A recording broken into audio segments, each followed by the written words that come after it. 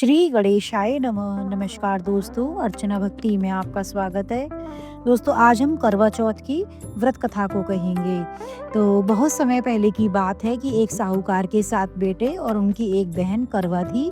सभी सातों भाई अपनी बहन से बहुत प्यार करते थे, यहाँ तक कि वे पहले उसे खाना खिलाते और बाद में स्वयं खाना खाते थे। एक बार उनकी बहन ससुराल से मायके आई हुई थी। शाम को भाई जब अपना व्यापार व्यवसाय बंद कर घर आए तो देखा कि उनकी बहन बहुत व्याकुल थी। सभी भाई खाना खाने बैठे और अपनी बहन से भी खाना खाने का आग्रह करने लगे, लेकिन बहन ने बताया कि आज उनका करवा चौथ का निर्जल व्रत है और वह खाना सिर्फ चंद्रमा को देखकर उसे अर्घ देकर ही खा सकती है। चूंकि चंद्रमा अभी तक नहीं निकला है, इसलिए वह भूख प्यास से व्याकुल हो उठी। सबसे छोटे भाई ने अपनी बहन की हालत देखी नहीं गई और वह दूर पीपल के पेड़ पर एक दीपक जलाकर छलनी की ओट में रख देता है। दूर से देखने पर वह ऐसा प्रतीत होता है कि जैसे चतुर्थी का चांद उदित हो रहा हो। इसके बाद भाई अपनी बहन को बताता है कि चांद निकल आया है, तुम उसे अर्घ देने के बाद भोजन कर सकती हो। बहन खुशी के मारे सीढ़ियों पर चढ़कर चांद को देखती है, उसे अर्घ देकर खाना खाने बैठ जाती है। वह पहला टुकड़ा मुंह में ही डालती है तो उसे छींक आ जाती है, दूसरा टुकड़ा डालती है तो उसमें बाल निकल आता है और तीसरे जैसे ही वह टुकड़ा मुंह में डालने की कोशिश करती है तो उसके पति की मृत्यु का समाचार उसे मिलता है। वह बौखला जाती है। उसकी भाभी उसे सच्चाई से अवगत कराती हैं कि उसके साथ ऐसा क्यों हुआ।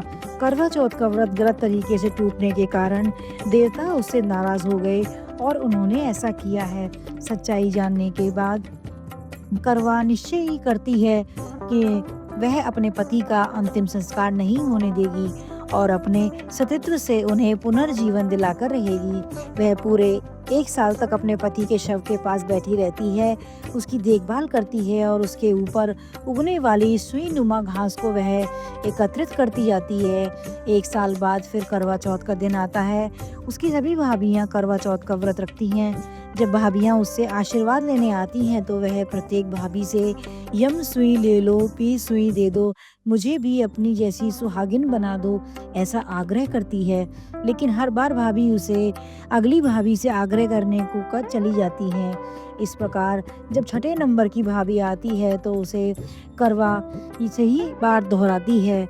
यह भाभी उसे बताती है कि चूंकि सबसे छोटे भाई की वजह से उसका व्रत टूटा था, अतः उसकी पत्नी में ही वह शक्ति है कि वह तुम्हारे पति को दोबारा जीवित कर सकती है। इसलिए जब वह आए तो तुम उसे पकड़ लेना और जब वह तुम्हारे पति को जिंदा ना कर दे तो उसे मत छोड़ना। ऐसा कहकर वह चली जाती है। सबसे अंत में छोटी भाभी आती है। करवा उनसे भी सुहागन बनने का आग्रह करती है, लेकिन वह टालमटोली करने लगती है। इसे देख करवा उन्हें जोर से पकड़ लेती है और अपने सुहाग को जिंदा करने के लिए कहती है। भाभी उसे छुड़ाने के लिए नोचती है, कसोटती है, लेकिन करवा नहीं छोड़ती है।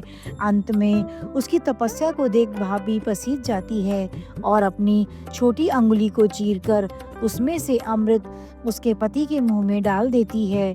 करवा का पति तुरंत श्री गणेश कहता हुआ उठ बैठता है। इस प्रकार प्रभु कृपा से उसकी छोटी भाभी के माध्यम से करवा को अपना सुहाग वापस मिल जाता है।